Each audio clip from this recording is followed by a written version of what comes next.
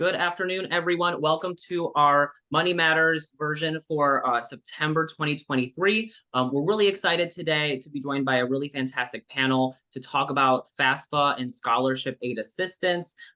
As always, this Money Matters series is presented in partnership between United Way Suncoast and University of South Florida, Gus A. Stavros Center. My name is Matthew Chernesky. I'm a Senior Manager of Financial Stability here at United Way. And I'm going to be one of your co-hosts for today. Joined by me is the fantastic Peter from USF. Hi, I'm Dr. Peter Trachis. I'm the other co-host today. I'm the director of the Stavros Center at USF for Free Enterprise and Economic Education.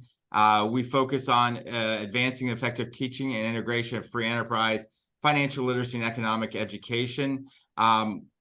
For more than 40 years, the center has been providing resources to the community across the Tampa Bay, and we're very happy to partner with the United Way to bring financial education to the Tampa Bay community. We have a great group of panelists today. We are joined by Andrea LaChapelle, Financial Aid Director of the State College of Florida, and Christy Larrabee, Director of Foundation Scholarships at the USF Foundation. Now I'd like to turn it over to our panel and give them the opportunity to introduce themselves. Thank you so much for being here. Good morning, everyone. As Peter said, my name is Andrea LaChapelle, and I'm the Director of Financial Aid at the State College of Florida. I'll be sharing some information today about the FAFSA that will be opening sometime this December. And that is excellent information regardless of where you will be applying to college. So, and I will let Christy go next. Hi, everyone. My name is Christy Larrabee, and I'm the Director of Foundation Scholarships here at the University of South Florida. I oversee our university-wide scholarship program here at USF, as well as our diversity scholarships and our reentry scholarship programs. I was a first-generation college student myself, so I know how important scholarship opportunities and financial aid is to students. And so I'm really excited to be here today and share some information about scholarships with you.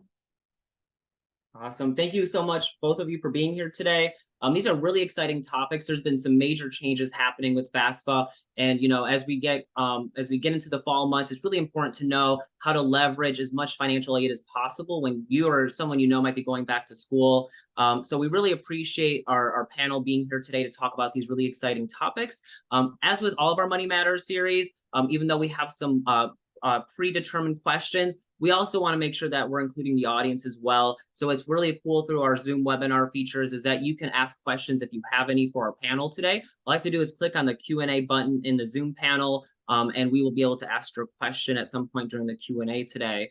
So thank you so much, both of you, for being there, and also our audience as well. And we're going to kick it off really getting into the basics on, for learning more about the different types of financial aid that are possible. Specifically, we can start off with FAFSA. How does someone apply for this financial support? What is it? Who's eligible? What are the basics? So the FAFSA stands for the Free Application for Federal Student Aid. Typically, that application opens up in October, but as Matt was saying, there were a few changes made to the application this year. So the Department of Education will actually be launching the FAFSA beginning in December. We're thinking probably more towards the end of the month. The Department of Education has not released that date yet, but I'm sure Matt or Peter will be very happy to share that information out once we do have that information to share. What the FAFSA application does is it applies you for all types of federal student aid. So the federal Pell Grant, federal direct student loans, also the college work study program. And Christy, you'll probably address this in your portion, but some scholarships are what are considered need-based, and they will be looking for what is called the Student Aid Index, or an SAI. That number comes out once your FAFSA has been completed. It gives the financial aid office an idea of what aid you are eligible for and how to build a federal student aid package. And that's at any institution. We need to have that number to determine what your eligibility is. And it also allows you to actually use probably some merit-based scholarships as well. Merit-based are not need-based, but may have a requirement to have that completed. A misconception about FAFSA is that you do not need to complete it. if you do not complete the federal student aid application, you could actually be shutting yourself out from other financial aid or institutional aid that potentially could be available to you if you just complete the FAFSA. And I will say it is a much shorter application now. It is actually a maximum of 36 questions versus the old one, which was 108. So they're estimating it will take roughly about 10 minutes to get your FAFSA done now. And it's all done online electronically. Great, thank you. I'm very excited to hear this because I'm going to be doing this now. We were talking earlier. I'm glad I get 2 more months to work through this. As we're talking about the FAFSA, let's also, one of the things you mentioned were like scholarships and grants. So what is the difference between a scholarship and a grant? Yeah, so actually the similarity between a scholarship and a grant is that they're both gift aid, which means they don't have to be repaid after you graduate. The differences are that grants are typically based on your financial needs, so that information that's collected via the FASFA. Grants are often awarded by federal or state government and also sometimes your college or university. Scholarships are often, but not always, based on merit. As Andrea mentioned, those can also be based on financial need. And then scholarships can be provided by the university, but there's also private scholarship opportunities that I'm going to talk about a little later on in the presentation. But those come from philanthropists in the community, corporations, nonprofit organizations, and other areas. But the most important thing to remember is it's all gift aid and you don't have to repay it when you graduate. That's fantastic. And it sounds like there's a lot, and I love hearing all these different channels of financial support for folks. It's not just one pot of money. There's different pots out there that folks can go through. And, looking at, where we talk about merit and, the different types of eligibility, if we're looking at through the lens of maybe say FAFSA, is that dependent on, grades or classes being completed? Like, does someone need to be a full-time or a part-time student to be eligible for FAFSA support? So it's kind of a two-part answer to that question. So I'll start with the initially, no. If you're an incoming freshman, your financial aid is not dictated based on your academic performance for college because there is no historical evidence. Once a student starts attending classes, there is something called satisfactory academic progress that a student needs to maintain in order to qualify for the federal student aid. So I guess a short answer to your question is no, you do not have to worry about what your academics are to apply for FAFSA. However, if you don't apply for FAFSA, you're not eligible at all. Once you do apply and you start having academic history at college, it's important to remember that you need to maintain a 2.0 GPA, complete at least 67% of the classes that you enroll for, and you need to complete your program within time and a half of the length of the program. So if it's a 2-year program, you need to complete that in 3.5 years, or the number of credits if it's 60 credits before you attempt 90. And then the other question you asked, I'm sorry, Matt, I lost it somewhere along the way. It's okay. It was, so when we're looking at separate from GPA, that GPA requirement, is there a number of classes you have to attend? Do you have to be a part-time or a full-time student?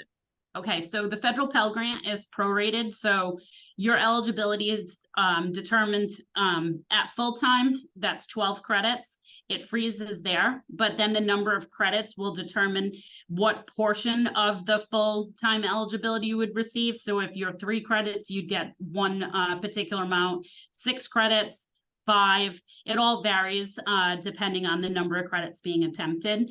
And then if you do participate in the federal student loan program, you must be in at least 6 credits, which is part-time, in order to qualify for your loan disbursement on the day that aid is being dispersed to the college. And real quick, I think, on one of your previous presentations, I was lucky to sit in here. This is a change from previous years on the amount of financial aid that's being provided per credit hour. Is that correct? Correct. We used to disperse on enrollment status. So if you were 1 credit to 5 credit, you would receive 1 amount of the Pell Grant, 6 to 8 credits, 9 to 11, and then full time. Now the Pell Grant amount will be determined based on the total number of credits registered for a semester. Very, very cool. That's some great information. As we're talking about we've got the Pell Grants, which I think from what I understood, you don't have to repay, correct? Correct. You do not have to repay the Okay. Pell Grant. But for scholarships, you don't have to repay as well. But like, how do you typically receive, how much money do you typically receive from a scholarship as compared to like a Pell Grant? Yeah, that's a great question. So all I can say really is the amount varies from scholarship to scholarship. I'd like to say there's a standard amount, but really you could be offered a scholarship anywhere from $250 for the semester all the way to $10,000 to $20,000 for the academic year, really dependent on your cost of attendance and just the size of the scholarship and other variables. Many scholarships here at the University of South Florida are $1,000 for the academic year, or $2,000 is pretty standard. And that might seem like a low amount in comparison to your cost of attendance when you're taking a look at that overall cost of attendance and you're trying to figure out how to pay for college. But you have to remember that you can stack scholarship opportunities too, and you're receiving other aid and other grants. And then you may receive more than one scholarship. So really, it's just important to remember that every dollar counts. It all adds up. It's $1 less that you have to borrow via a loan or some other mechanism. So it's less money that you have to repay after you graduate. Cool, thank you. And looking at, we've talked about on so far, and Andrea specifically, you've alluded to this, and we've briefly chatted about this. Something that I still grapple with are the changes being made to FASFA this year. I think I've heard your presentation like 3 or 4 times now, and there's always, somehow I'm always still learning something new because there's just, there's so many changes that are happening. Can you please elaborate more on some of these changes and, how they might be affecting students and their families? Okay, so the biggest change that I am strategizing with stakeholders to help students apply for financial aid is that every single applicant must do a federal student aid ID. In the past, a federal student aid ID was only provided to a parent or a student who had a social security number. That is no longer the case. Anyone who is going to either be submitting the FAFSA for themselves, or a parent, or even a spouse who would be considered someone whose information needs to be on the FAFSA needs to have a federal student aid ID. And this year, beginning this year, a parent without a social security number will actually complete the FSA ID application the same way a parent would who does have a social security number. And both individuals with social security numbers and individuals that do not have a social security number, it'll go through like as if you're applying for anything that needs to verify identity, and it will pull in questions off of TransUnion to verify that that person, by answering the correct questions correctly, has been identified as being that individual. So now, whether you are a student whose parents have social security numbers, or your parents do not have social security numbers, you can submit your FAFSA the exact same way. And the federal student aid ID has to actually be completed now before you even start logging into the FAFSA. So we're making recommendations for anyone who is going to either be completing a FAFSA for themselves, or the parent who needs to sign it and have their information put on the FAFSA, that they can start doing the federal student aid ID application October 1st, because that will take roughly about 72 hours to complete all of the checks to be a valid way of signing the document, and also having their tax information automatically uploaded. That is another huge change. It's no longer called the data retrieval. You do not need to check certain boxes to say, yes, you have my IRS information transferred onto my FAFSA. When the student and the parent log in separately into that application, you're giving consent to allow the IRS to automatically transfer the data onto the FAFSA application without you having to take any additional steps. So that's a lot of change. Are there families that, might be, or students who may have applied for FAFSA in the past and might not be eligible anymore due to any changes, or any folks that may have been ineligible before but now may be eligible again, or might increase additional funding versus previous academic years? Not necessarily. The biggest change is that people who couldn't have a federal student aid ID before can now. So it actually makes the application process for those individuals much simpler, because gone are the days of having to print out a signature page and mail it in. One thing that has changed is if an individual or their parent does not want to complete a federal student aid ID, they have to go, like probably you, Matt, Peter, Christy, when we were all applying for federal student aid, and do the FAFSA on paper. And another thing is, once a student starts the FAFSA, only questions that they can answer will appear. It will not show them every single question. If they are considered a dependent, their parent must log in separately with a link that they will be provided on their email to complete their portion of their student's FAFSA application. And they'll only have up to 45 days to get that done, because if they don't log in and complete the FAFSA after that period, then the student and the parent have to start the whole process all over again, because the Department of Ed will delete the FAFSA application that was started. Can I ask a follow-up question to that? So Sure. it's one application for it's under the student's name, or is it, do the parents have to put in, they have to put in their information, and the student has to put in their information? What if the student is working and earning money and doing all that? Is the parent's information still required?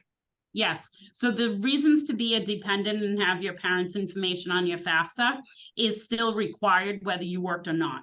So if a student is under the age of 24, if they are not in the military or a veteran, if they haven't legally emancipated themselves from their parent, or were in not foster care, they were adopted, or if, oh God, can you tell I haven't done a FAFSA yet this year? Any of the dependency statuses that were there before. So typically over 90% of high school students that are completing the FAFSA are going to be a dependent and need parent information. So it's one application, just two different types of access, because we're trying to preserve identity so that the student won't have access, because this is something I've seen over my 20 years in financial aid. Parents are very sensitive to their student having access to information that they put on their FAFSA.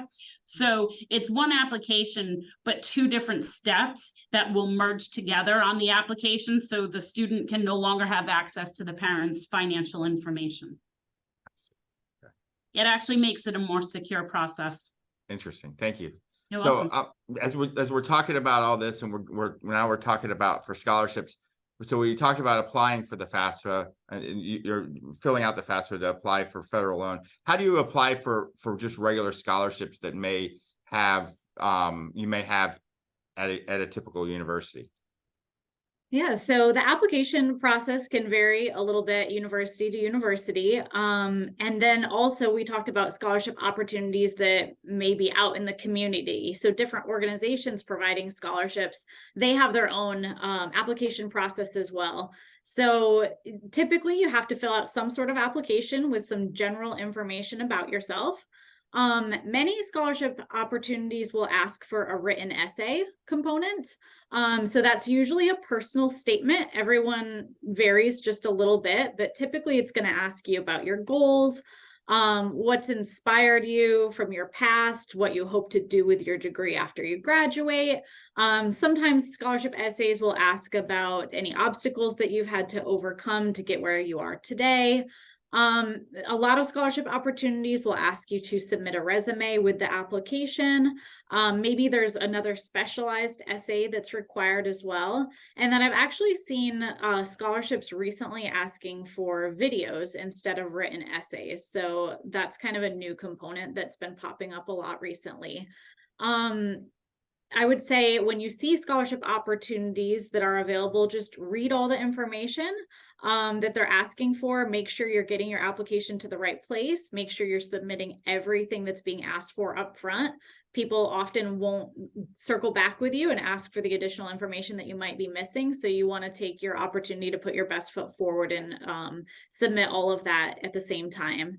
Every university collects scholarship applications a little bit differently. Here at the University of South Florida, we have a main portal where most of our opportunities, I say most because not all of them are contained there, but most are held within a program called Award Spring. We have one link that links you to Award Spring. You get your own personalized sign-on once you've been accepted to the university, and you start an application, and you fill out one main questionnaire that's going to ask a lot of questions about you. Some of the questions might feel random. It'll ask you if you've participated in specific organizations or if you work, or a variety of different questions about yourself. And all this information is used to filter you into the specific opportunities that you can apply for. So there may be 600 plus scholarships within the system. And once you fill out your questionnaire, you may be filtered into 100 that you qualify for, or 15 that you qualify for. And then you can go back and complete those individual components for those scholarships separately. So a lot of universities use a tool like this, an electronic system. Not all of them do. Some colleges and universities are still using just fillable applications as well. So there's a variety of ways to apply for scholarships in a variety of mechanisms, but a lot of times they're asking for you to submit the same general information. Awesome. Thank you. Thank you, Christy. And it sounds like, based on what both you and Andrea are sharing, it's really the process is being simplified over time.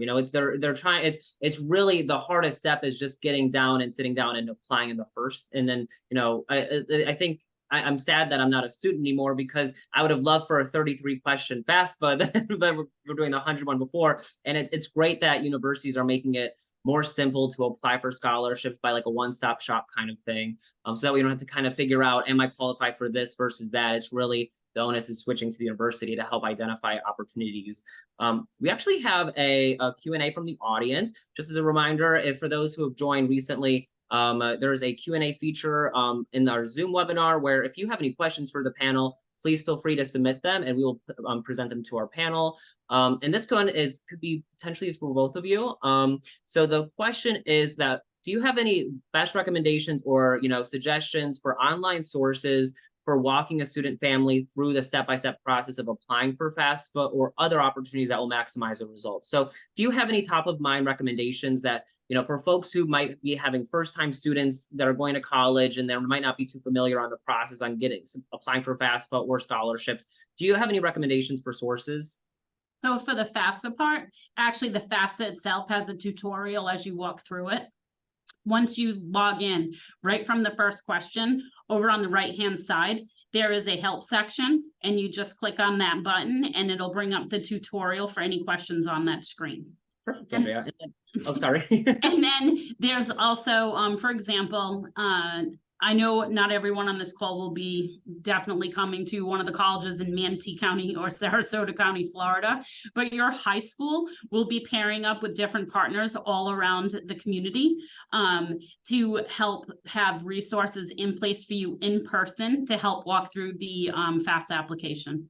Wonderful. And Christy, likewise, looking into a scholarship lens specifically, do you have any, you talked about, essay writing, and are there any good resources for folks to be as prepared as possible when they're completing those, intakes surveys? Yeah, so I think the most important thing is just thoroughly reading everything that's put in front of you. And it is really a step-by-step process, but there are some tools to applying to scholarships. A lot of universities have like a guide that tells you how exactly to apply for scholarships at that university. We're actually in the process of creating one right now. We've seen a great one done. HCC actually has a great example on their website. When you go to apply for scholarships, it gives you a guide and it walks through all frequently asked questions. So we're creating something similar just to simplify the process a little bit. On social media, also, some universities will share tips for applying for scholarships. Sometimes it's within the financial aid website. We have a Facebook page and Instagram, and we're always trying to share these tips and best practices for applying for scholarships as well. Very, very cool. So I have another FAFSA question. How how does the FASFA determine student aid? In other words, how are different portions of the application weighted differently between students and parents, or, you know, et cetera? So how is that, you put in all the information, how do they figure it all out and say, this is what you're qualified for and this is what you owe? So what happens behind the scenes is there's a federal methodology that's done based on the number of people in the household, different income levels, and then percentages are removed depending on what area of the country you live in. There has been a big change with this new FAFSA, that it is going to go, it is going to take a deeper dive and more weight on income versus assets. So retirement plans, 529 savings plans will not be weighted as heavily. It'll be more closely related to what is the actual income the family is pulling in versus the number of people in the household. There are income protections that are taken out as far as averages within the state that they live in for housing costs, food, health, medical insurance. All of that's factored in behind the scenes.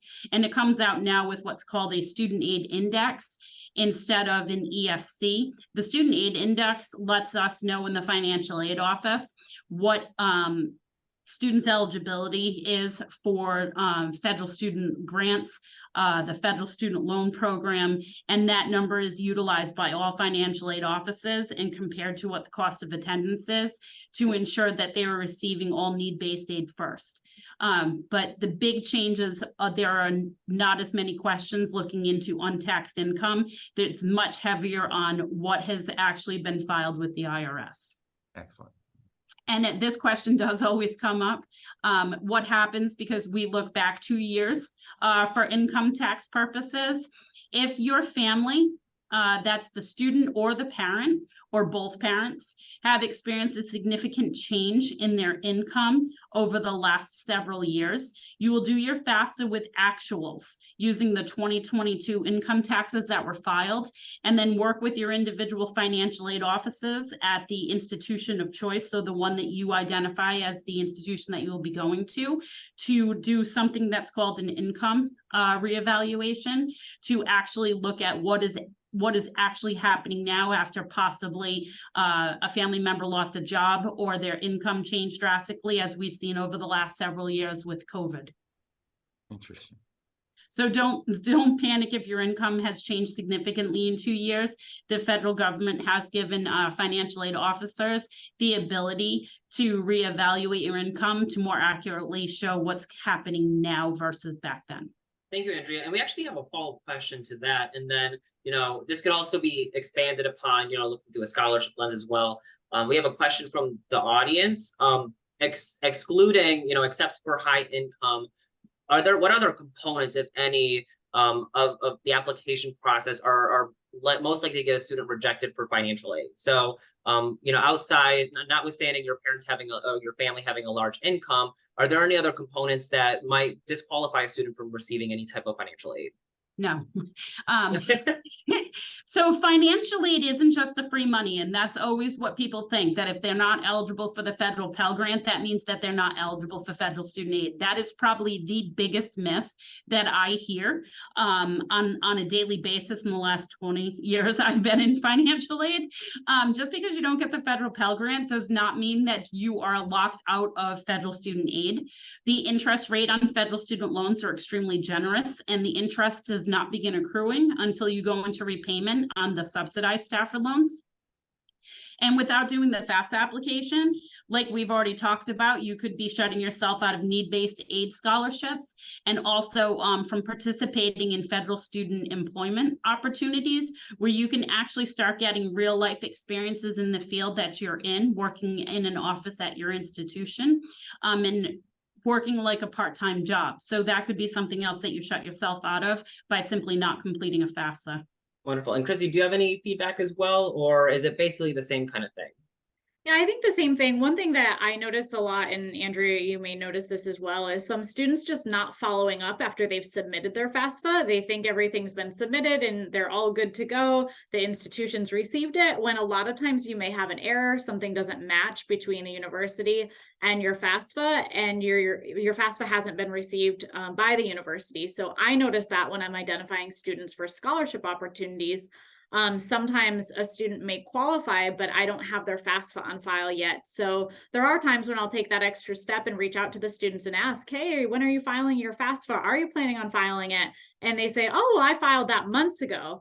And so then it kind of leads to the conversation of, well, there may be something that didn't match between the institution and FAFSA, and they need to go back and make those corrections. So I would say just follow up is really important to make sure that it's actually accepted by the institution so that you're not missing out on those opportunities. Some students just don't realize it, and classes are about to start and they're wondering why they don't have a financial aid package. So just the follow-up, I think, is really important. And Peter, sorry, I have a quick follow-up question for that. So, I know if you have a scholarship question, like you submit, you apply for scholarship, something, you probably follow up with that university respectively, because they're going to be the ones that are facilitating that aid. If you're looking at FAFSA, do you go to that university as well, or do you go to the federal government? Where's the best place to go if you have questions or concerns about something that you might have submitted, or any follow-up information that you need to provide? So actually, when you're submitting your FAFSA, you put in an email address. All communications from FAFSA or the Department of Education or Federal Student Aid, that's actually who the email comes from, you will know before the institutions that you list on your FAFSA know that you have outstanding information that is still required to be provided. So if something went wrong with your federal student aid ID, you will know that you have to provide the Department of Education a signature page on your FAFSA if for some reason that did not go through. If you need to provide information like a birth certificate, or if you're a permanent resident and have to provide a copy of your permanent residency card, you will know that before the institutions do. And one thing I did forget to mention is on the FAFSA now, you used to only be able to list 10 colleges. Beginning this year, you can list up to 20. So I know that I had 3 colleges that I was looking at and didn't make my decision until a month before I graduated from high school. So if you know of 20 colleges that you want to apply for, list them all on the FAFSA when you apply. And don't panic if one of the schools that you decide that I want to go to wasn't on your initial application. You can always log back in and add a school code to ensure that they receive your FAFSA information. So don't panic on December 1st if that's when the FAFSA application opens and you're not sure what school you really want to go to. You can list 20 of them on that application. But what I will say is once you narrow down the field, it might be a good idea for you to look at your FAFSA and ensure that your top 5 colleges are listed on there, because we're going to start sending financial aid packages out to let you see the affordability and how you're going to pay if that ends up being the college that you want to go to. Very cool. So when you're talking about the FAFSA, we've talked about FAFSA and scholarships. How does Bright Futures factor in all this? Do you need to have the FAFSA to get Bright Futures or Florida Prepaid or anything like that? So I'll tackle Bright Futures and Florida Prepay. Bright Futures is its own standalone application. You do not have to have the FAFSA on file, which kind of makes me cringe as a financial aid director who wants people to submit the FAFSA. Because again, with Bright Futures, that's only your direct cost to go to institution. And then depending on what level of Bright Futures you qualify for, it may only cover 75% of your tuition. Well, how are you going to pay the difference? The Bright Futures application is run by the Office of Student Financial Aid for the state of Florida. That application is still opening on October 1st this year, and that is a separate application. You do that in the very beginning of your senior year, and then it'll be between yourself and your guidance counselor to ensure the rest of the application is completed. Like if you ended up doing community service hours, or you need to provide the hours that you worked your part-time job that qualifies as your community service, they will help you take care of all of that and then send the information once you are graduated. So you yourself and your high school guidance counselor will take care of the entire FAFSA application for Bright Futures, and we will be helping with that at different scholarship fairs throughout the fall. And then Florida Prepay I know at the State College of Florida, once a student stops enrolling, an electronic roster is sent over to Florida Prepay, and that information automatically comes back to us as notification on how much, if a student qualifies for prepay, will be EFT'd to the institution to cover the student's bill. So you do not need to pick up the phone and contact Florida Prepay and say, here, this is the college that I've elected to go to use my Florida Prepay. That's done on a roster basis. A quick follow-up to that. Which one takes priority, like the Bright Futures or the Florida Prepay? Bright Futures, because Florida Prepay ends up working as like it's a cash payment plan. Okay. And a student can actually elect with Florida Prepay to postpone that being sent over to the institution. So if you want to hold it off because you're getting everything covered and you don't want any aid dispersed out of your prepay account, work with the institution in Florida Prepay to hold off awarding over. And I have a follow-up question to what Peter was asking. So we have like over 1,000 people that move to Florida every day. Can y'all elaborate a little bit more on what Bright Futures and Florida Prepay are for these families that might be coming here? And you know, I'm when I came here for my master's degree, we didn't have any kind of similar program in Ohio where I'm from. And so you have families that are moving here that might not know that these are additional resources and beyond FASFA and scholarship support. Can someone provide a little bit more information what these are and, you know, how people can, you know, apply for them? So Florida Prepay is like a 529 college savings plan. It's just through the state of Florida that someone can start making contribution to. I believe once a child is born, it can start that soon. And then the levels of contributions would change. I'm not overly familiar with what qualifies someone to participate in Florida Bright Futures because that's handled by the finance side at the house here, but it's just like a normal college savings plan that can be started anywhere in the country. And then for Florida Bright Futures, you have to be a Florida high school graduate in order to qualify for that with a certain level of GPA, community service hours. For more information on how to qualify for Florida Bright Futures, it's right on OSFA's website if you just type in Florida Bright Futures. But now that the high school year has started, your guidance counselor would be an excellent resource on Florida Bright Futures. I can ask another follow-up question. Go ahead. Well, it's you know, we talked a lot about dates, you know, October, December, and this was originally for FASFA, but I think talking about scholarships will be important for this, you know, and you know, Andre, I know we don't have exactly the dates that we're looking for FASFA, but when should folks generally start being able to apply for FASFA? What's like the timeline that's going to look like? How long will they have to apply? And then likewise, you know, what is usually the timeline for scholarships? You know, when do they become available? When do you have to apply by? What's all that kind of fun stuff? So it's funny enough, I know that on October 1st, 2024, next year's FAFSA will open. Right now, I know it's sometime between December 1st and December 31st, 2023. But the best information I can say is every single institution is different. If we haven't conveyed that yet at this point, your best bet would be to look at the financial aid web pages at the institutions you're going to apply for and see if they have priority deadlines for when you should have your FAFSA completed by. I know at the State College of Florida, because we're different than a four-year institution, we don't necessarily have a deadline to have a FAFSA done by because we are an open access institution and someone can register at any time to come here.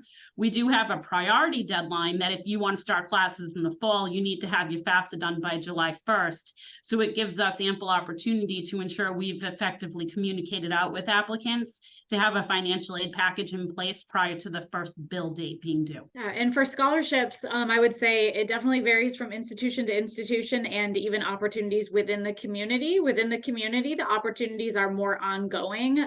So I would be looking for those opportunities all throughout the year. We share opportunities from outside entities that may contact us and say, hey, can you share this with your students? We'll share that on our social media.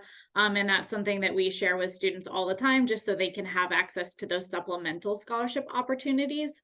But as far as the university goes, and most colleges that you may be looking at, I would say that whenever you're thinking about applying for scholarships, the application is probably already out there. So meaning that we're very, very early in our scholarship process. And early meaning traditionally our scholarship application has opened late November, early December. So at the time frame when students are getting accepted to the university, the first cohort of students for the next academic year, we have that scholarship application open. So you do have to be accepted to the university to start applying for scholarships. But I would say as soon as you get accepted, start researching those scholarship opportunities at your institution. So some people have asked us in the past, why are your deadlines so early? And it really is so that when you're offered a financial aid package from the university, you're also being offered scholarship opportunities so that you can take account for those as well when you're looking at your overall cost of attendance, and you can make the most educated decision for you and your family when you're selecting an institution. So in the past several years, our first deadline for incoming freshmen has been February 1st. And then we have other rolling deadlines throughout the spring, with most of the awarding being finished by May or sometimes into June for our campus institutions, because the nature of those students, they may be enrolling a little bit later. Our deadlines for transfer students coming into the university are usually a little bit later because typically our transfer students are getting accepted a little bit later into the year. But you should be applying for scholarships. Like I said, as soon as you get accepted to the institution that you're looking at, start researching those scholarship opportunities. Thank you. So as we're thinking about the FAFSA and scholarship opportunities, so, I mean, we talked a little bit about how you maintain your good standing and maintain. So does you have to apply for the FAFSA? You have to submit the FAFSA every year. Does your could your scholarships change? Could you lose something, gain something based upon that each year? Yeah, so for scholarship opportunities, we have through our institution and other institutions, you have renewable scholarships and non-renewable scholarships. So when you first receive the scholarship, you'll want to take a look at that, and it will tell you if it's renewable for up to 8 semesters, or if it's renewable maybe for 2 semesters or 1 semester at the institution. So we have really a mix of both. So some of you just want to take a look at whatever you're offered in the beginning, and then you also want to keep your eye on what you need to do to maintain that scholarship year after year. It may be credit based, so you may need to maintain full-time status. Whether you're an undergraduate or graduate student, you need to take a look and see if you need to be full-time, or if your scholarship will disperse if you're a full-time or part-time student. And then also GPA is often something that you need to maintain year after year. Our kind of level, our GPA is like 3.0 for a merit-based scholarship traditionally, but other scholarships may tell you if you need to have a 3.0 GPA to apply, and then a 2.75 to maintain that scholarship over time. So you just want to look at the terms and conditions that are associated with your scholarship when you receive it. Thank you, Christy. Federal student aid eligibility could change from year to year as well, because again, it's always based off of tax years 2 years back. Perfect. So one of my, this has been really fantastic, getting all these little nuggets of information. And both of you have mentioned, potential pitfalls on, things to watch out for. So, right now, pretend that, I'm, a parent about sending a kid to college for the first time, or I'm thinking about applying for college myself, based on everything we've talked about so far, what are like the biggest takeaways you'd want me to have to make sure that, me or, my kid wouldn't, is able to maximize our potential for, receiving financial aid? What are the biggest threats that you've experienced, or, challenge that you've heard from students and families that you work with through your financial aid offices? Number one, apply early. Certain federal student aid programs are first come, first served basis. So there's something called Federal Supplemental Education Opportunity Grant, SEOG. College is given a certain dollar amount that they can award maximum for the year. And so we usually award it to students who get their FAFSAs in first and meet the other criteria. So apply early. 2, don't be afraid to ask for help. I always hear, well, my friends said, the worst thing you can do is not advocate for yourself and ask questions. And because someone's choosing not to apply doesn't mean you shouldn't. And beware of any scams. The FAFSA can be accessed through 2 ways, studentaid.gov or FAFSA.gov. If the website that you're using to access the FAFSA does not end in .gov, there is one out there that looks just like the FAFSA. If it ends in .com, that is not the real application. And the first F in FAFSA means free. That FAFSA.com website actually charges a fee and it doesn't really process anything. So beware of scams.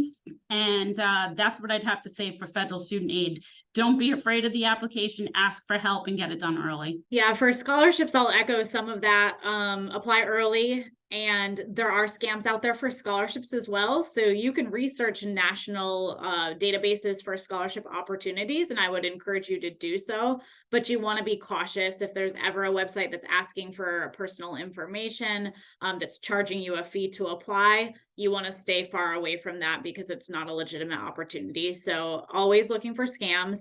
And then I think with scholarships, one big myth is that they're all based on merit and academics, meaning your high school GPA, your transfer GPA, your SAT or ACT score. And there are a lot of scholarships, and you think of the word scholarship and you think, okay, only the highest GPAs are going to get a scholarship opportunity.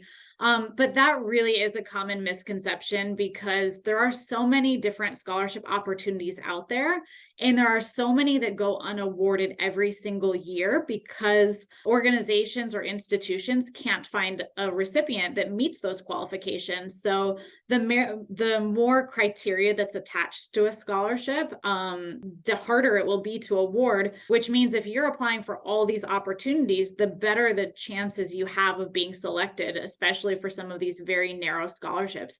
You may have competition of thousands of students in some scholarships, and then you may only have a handful of students that you're competing against for other scholarship opportunities. So it really is, the more you put into these scholarship opportunities, the more you're going to get out of it. We have students who are very successful in getting scholarship opportunities to pay their full cost of attendance with other financial aid as well. And it's because they're putting themselves out there for every opportunity that's presented. So I would also say just be thorough and be responsive. Answer all the questions that every application asks you honestly, because it's probably linked to an opportunity that may be presented to you. And then be responsive, because there are times when I have very narrow scholarship opportunities and I will research students who may be eligible to receive these, and I will send personalized emails. I've done personalized texting campaigns through the university before, and I've already kind of pre-vetted this list. So there's a good chance that you could be eligible, and all it takes is responding and taking advantage of that opportunity. And you wouldn't believe the number of students who get these offers, but they might not be checking their institution email yet. So even if you've applied and you've been accepted, but you're still trying to figure out your situation, figure out if you're going to that institution, start checking that email, because that's how the institution is going to contact you. So there may be opportunities sitting right there in your email that you haven't responded to. So being responsive is really key throughout the process. So as you're talking about scholarships, how's the process of creating one done, and how is that set up to maximize the recipients? Yeah, so there's donors and philanthropists within the community or corporations who reach out to us all the time and want to contribute to a scholarship to just help students who are out there with that need. We have thousands of scholarships already created here at this university, and you can give to any of those through giving.usf.edu. And then if you want to create a specific named opportunity, donors would reach out and have that conversation with any member of our development team or myself, and we can always lead donors to the right place to create that scholarship. And we have donors who want to create more narrow opportunities, so it might be for a specific major or a specific interest within the university, or we have other scholarship opportunities, like I said, that are very broad, and they're really for any student attending USF. So all institutions will kind of have that variety of scholarship opportunities as well. Thank you. And it looks like we only have a couple minutes left now. So if anyone from the audience has any last minute questions like to ask, please submit them now so we have a chance. So based on every, we've kind of talked about this before, but just to confirm, different universities have different scholarship policies and practices. And is there some similarities usually that are shared, or is it kind of each one you have to really make sure you're reading on the instructions and the process and stuff? Yeah, I would say there are similarities. I've worked with a lot of other institutions that offer foundation scholarships. And so a lot of universities will have scholarships that are offered through the Office of Admissions, which those are separate from the foundation. And those are typically just based on your admission to the university. You may be offered those. It's not typically a separate application process. Now, of course, you'd want to research your specific institution to confirm that. And then you have your foundation scholarships, which are separate. If you're at a large university like the University of South Florida, each college and unit may be administering their own scholarships, and then there may be centralized scholarships. So as I mentioned in the beginning, I am responsible for our central university-wide scholarship opportunities, which are the more broad opportunities that are open to students who may be in the College of Arts and Sciences and College of Medicine, for example, or all colleges. And then there are separate opportunities within each smaller college. So you may speak with the College of Arts and Sciences, and they may have separate opportunities. We try to all use the one main database, but there are some smaller units that are still using those fillable applications. And that's pretty much the same at all larger universities. At smaller colleges, I would say that probably they're being handled in a more centralized manner. I've worked for a small institution before where it was one centralized process and all scholarships were being awarded through one central office. So it is a little bit different. I would say do your research, and if you can't find the information that you're looking for, always reach out. I receive communications from students who are like, can you guide me in this process? Where can I find scholarship opportunities? And that's how you're going to receive the best information, is just reach out if you have any questions at all. Great. Perfect. And then Andrea, really quick, after today, I'm sure, there might be additional information that FASFA and the federal, in the Department of Education might be giving out. Is there a good place for folks to go and make sure they're always in the loop on any changes that might be happening or when the application process will open? Studentaid.gov. That is actually the main landing space or anything that has to do with federal student aid. It's also where they will have the link to start the FAFSA once it opens, and also off of there to do their FSA ID. But it'll have important information and tutorials on what you'll need to do the FAFSA. Peter, do we have any other final questions, or are we good? I think we're good. Good. We covered a lot of topics and a lot of space in there. Thank you to both of both to Andrea and Christy. So Matthew, you want to go from here? Yeah, perfect. So once again, thank you both so much for joining us today. For folks in the audience, this will be a recording that's posted on our website and YouTube. So if there's any information that you heard today that you want to learn more about, go back to the YouTube video, and then you can do some follow-up information after that. Do either of you have any closing thoughts you'd like to share with the audience, or folks, just to leave them with any final information before we head out today? Apply early. Yes, good luck. There are lots of opportunities out there, so good luck. Yeah, definitely. What I've heard is apply early, be informed, and be thorough with everything. So once again, thank you both for taking the time today to speak with us in the Suncoast community about these really important topics, so people are able to be as financially stable as possible when they're going into higher education. So thank you so much. And for those who are going to be still with us, once at the end of the webinar closes today, you'll be prompted to complete a survey. This survey will help us learn more about your thoughts and feedback on how we did today, and we take everything that you share with us into consideration. We're planning out future Money Matter webinars. And speaking of future Money Matter webinars, Peter, can you give us a hint on what we're talking about? Our next Money Matters webinar will be October 9th at 12 p.m. Noon, same time. We're going to focus on the time value of money, saving, investing, and why it's all important. So we hope you're able to join us. All right. Thank you again, Andrea and Christy. Peter, it's so nice seeing all of you. Thank you for joining us, and we will see y'all next month. Sounds Thank great. you. Take care. Thank you. Bye-bye. Bye, everyone.